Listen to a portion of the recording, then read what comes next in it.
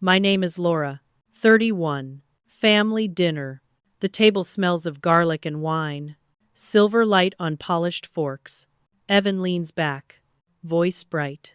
You're not invited to the reunion. He laughs first. Then the others follow. The sound spreads like glass cracking. I keep my hand near the knife. Not gripping. Just resting. My father watches his plate. My mother folds her napkin again and again. A printed envelope lies by my glass. Dad's latest reimbursement request. His signature bleeds through the thin paper. Numbers visible. Exact amount. Real family only. Evans says, waving his fork. Don't make it awkward. I hear the scrape of a chair. My breath stays small. The ceiling light flickers once. A soft hum from the fridge fills the pause. Claire, my coworker, sits at the far end guest by accident. She glances at me, eyes shifting down, not sure where to look. The room pretends to breathe again. Wine pours. Someone laughs too loud. I slide the envelope back across the table. It stops near Evan's plate. He doesn't touch it. I say nothing. The knife still gleams. Untouched. No one speaks to me directly. Plates shift. Forks scrape. Glasses clink. My body stays still. My hand near the knife.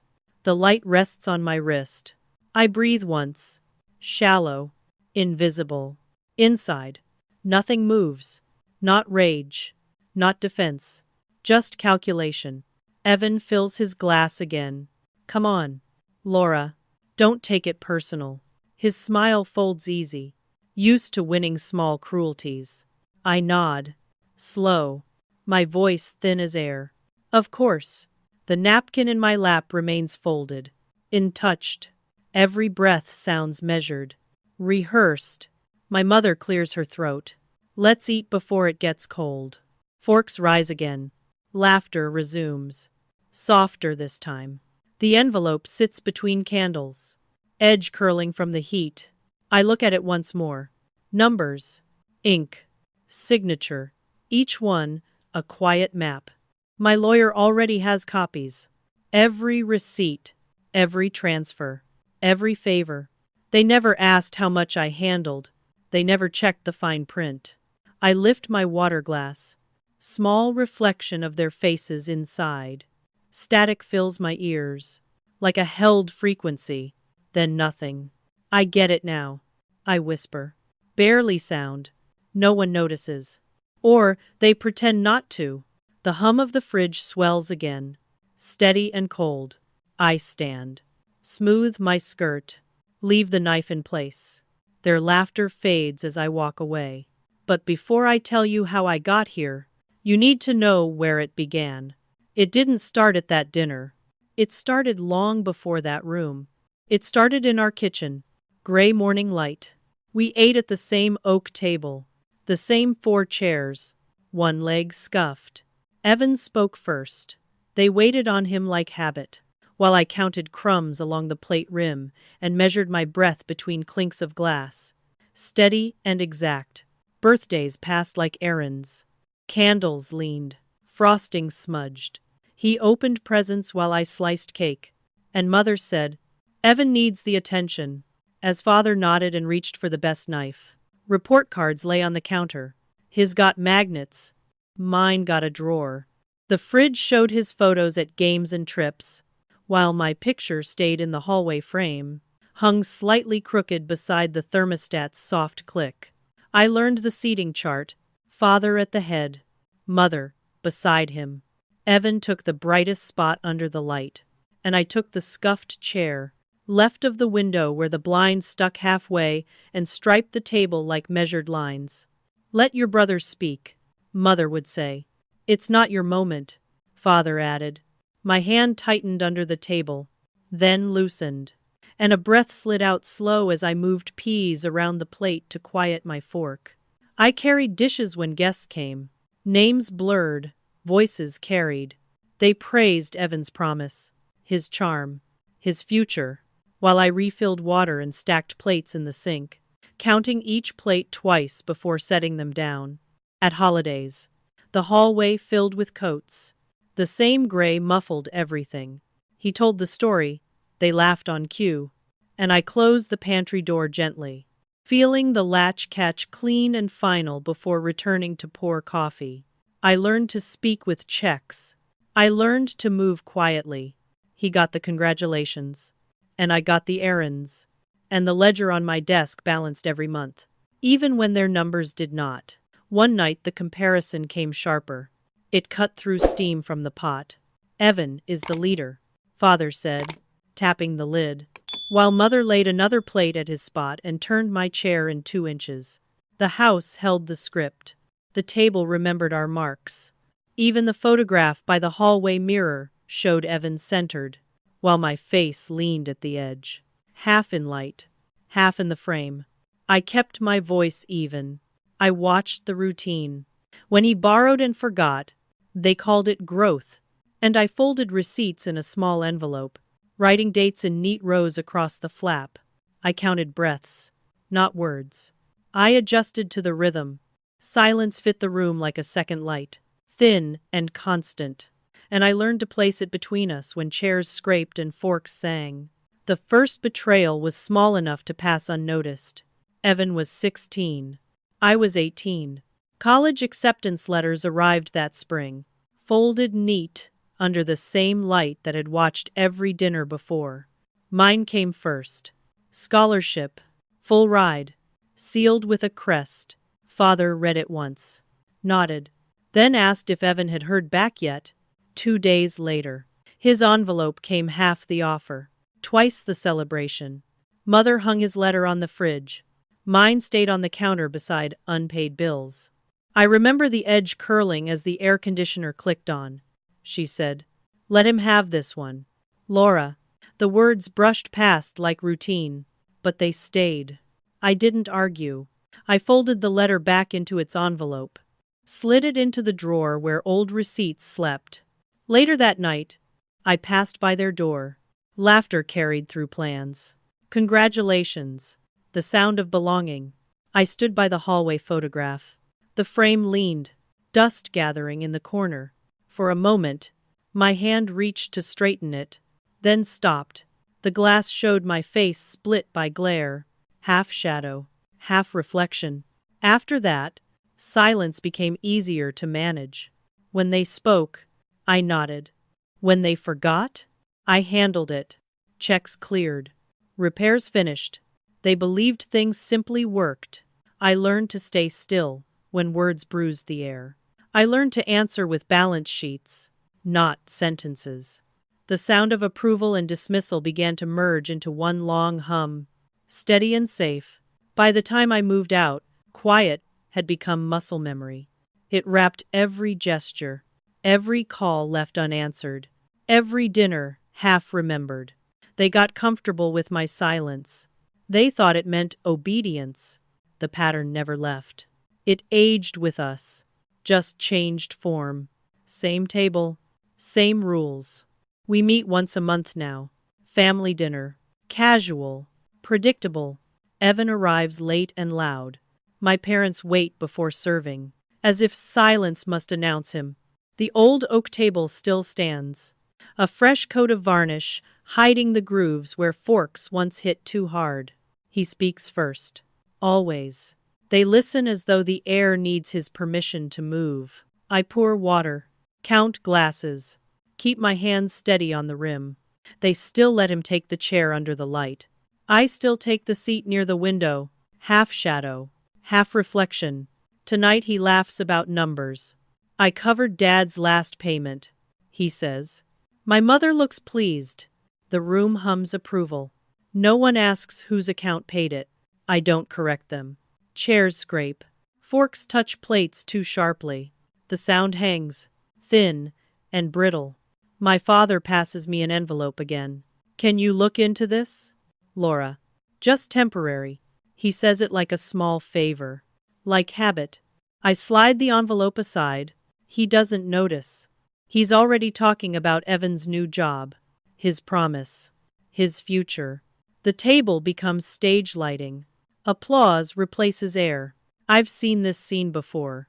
I've heard the same lines, same gestures, same laughter. They speak.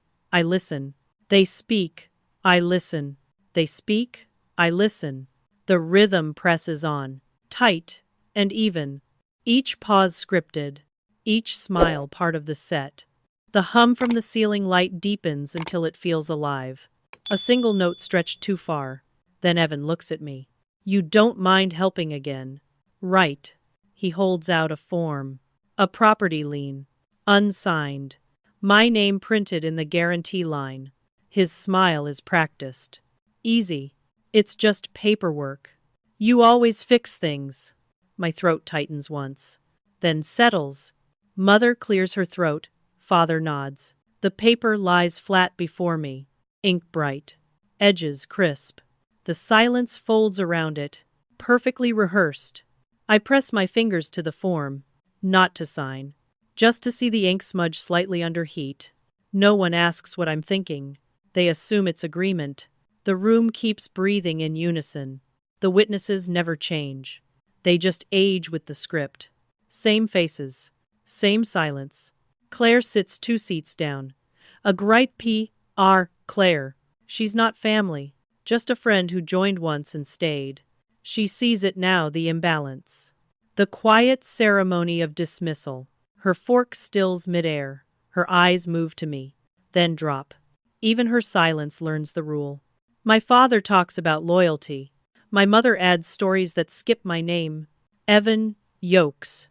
Loud enough for the walls to echo. The sound of ice in glasses. The tick of the clock. The soft drag of fabric as someone shifts uncomfortably. Every sound recorded in the still air. I stare at the lien again. My signature line waits. The pen rolls toward me. I stop it with one finger. The metal clink is small but final. Evan grins. You always come through. He says it like blessing, like command.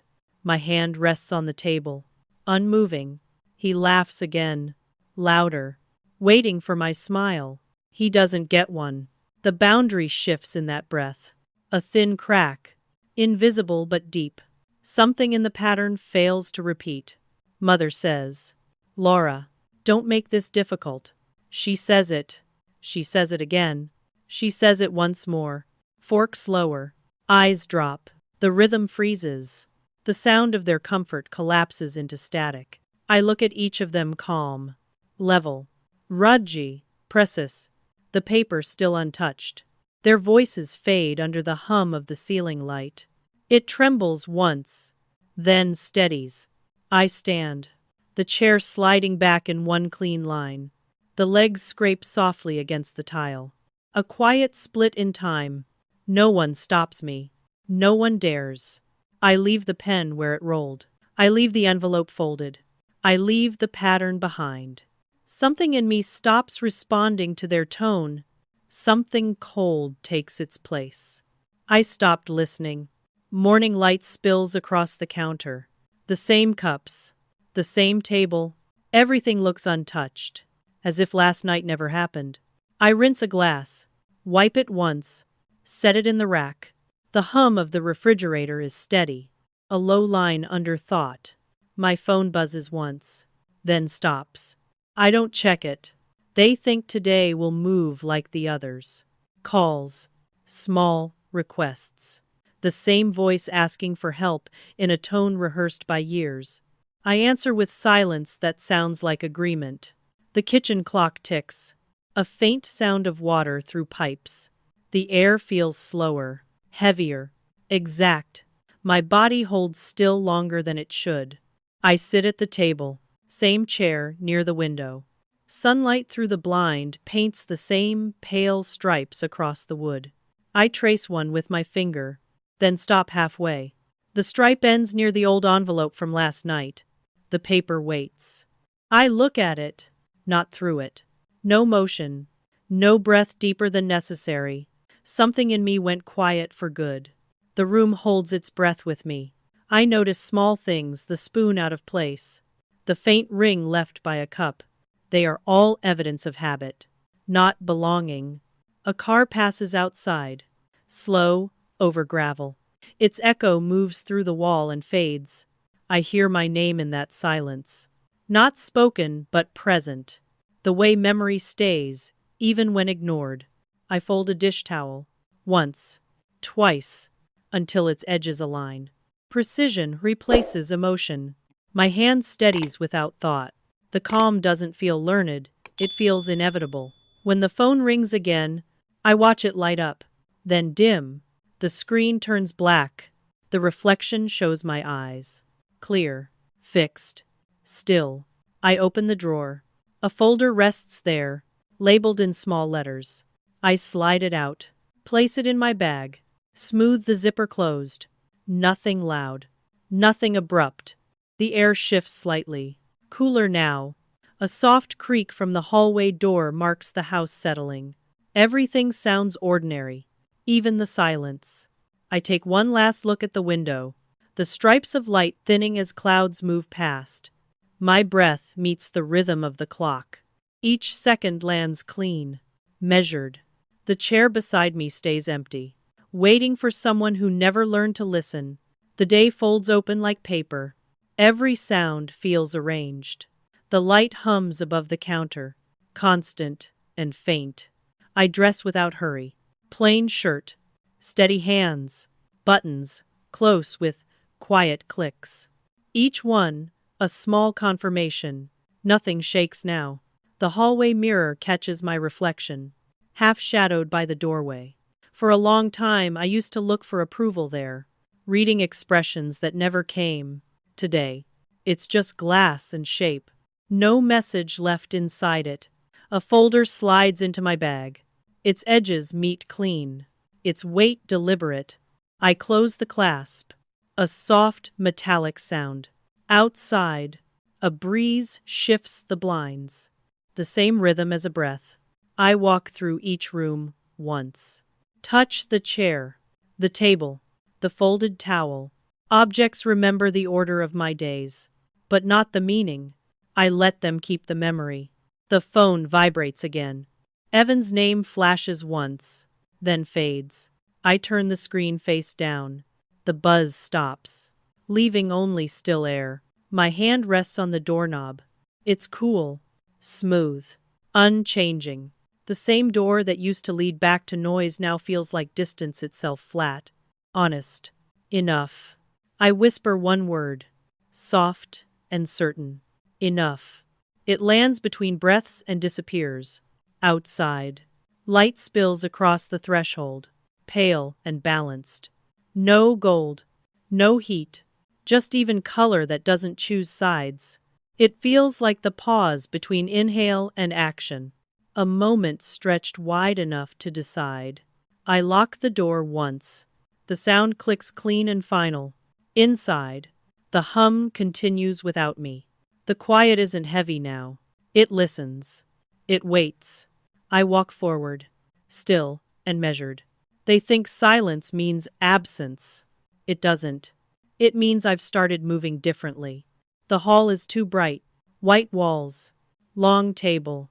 Light sharp enough to erase shadows. Every seat filled. Every glass aligned in order. They've called another family meeting. Same house. Same ritual. Evan stands near the head of the table, talking before I enter. His voice runs easy, the sound of someone sure of his audience. He gestures toward a folder, already halfway open, pretending control. I walk in without sound. He doesn't notice at first. Only when chairs shift do eyes move. I place my bag down, the sound small but deliberate. The air folds in on itself. Waiting. My father clears his throat. Laura, we just need your confirmation. It's simple.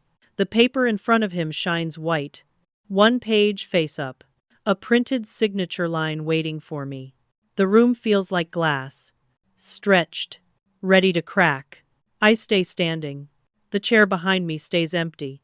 The light hums above. Steady. Unforgiving. My mother's bracelet clinks once as she folds her hands. Evan smiles like it's rehearsal. Don't make it dramatic. Just sign. He slides the paper toward me. The friction of it whispers across the table. No one breathes while it moves. I reach into my bag. A different folder comes out, thicker, sealed. I place it beside his. Exact alignment. Same center line on the table's grain. I don't sit. The silence stretches until the hum of the air conditioner becomes the only pulse in the room. I open my folder slowly. One clean motion. Paper edges rustle, and a sound so soft it cuts through the stillness, sharper than speech. Evan laughs once, forced, small. What's that supposed to be? I don't answer. The document slides out, printed seal. Notarized date. Signature in black ink. Light catches on the embossed stamp. I turn it slightly. My name sits alone at the bottom. Their names are nowhere on it. The first sound is a gasp. Then the clink of a glass, tipping against the table. Mother leans forward. Father's jaw moves, but no words come. Evan stops smiling. The white light turns harsher across his face. He reaches for the paper. I stop it with one hand. Calm. Still. Certain. No force, just presence. The same motion I used at the last dinner, but now it holds the entire room. I push the paper forward once more. Slow enough for them to read. Every word measured. Every line unarguable. Their silence thickens like weight. The house wasn't theirs anymore. No one moves. No one breathes. Even the air seems to fold in submission. The hum above flickers, steadies again. A final mechanical sigh. I lift my bag. No rush. No glance back. My shoes make soft sounds against the floor. Measured and clean. The door reflects their faces in a single pane of light still. Details. Wordless. I open it. The hinge creaks. Small, but absolute. Cold daylight spills in, bright and exact. I step through it once, then close the door. No one spoke after that. The light doesn't soften, it sharpens. Every surface gleams too bright, too honest. The table becomes a mirror that no one wants to see through. Evan leans forward first. He laughs again. Short, uncertain. This is a joke. Right. No one joins him.